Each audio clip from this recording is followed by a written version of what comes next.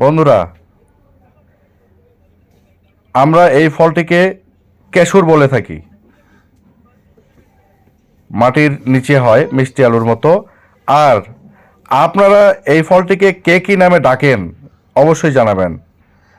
আর আখগুলো অনেক নরম, দেখতেই পাচ্ছেন। নরম হলেই কিন্তু রসালো হয়, এটা সবাই জানেন।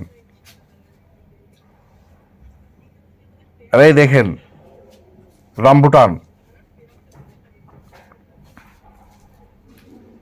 আহ,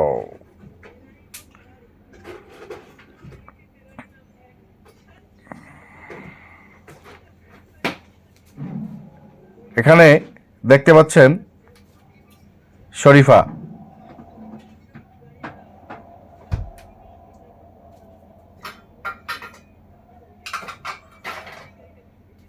নাশপাতি। ওহ, নাশপাতিটা দেখেন একবার কেমন রসালো।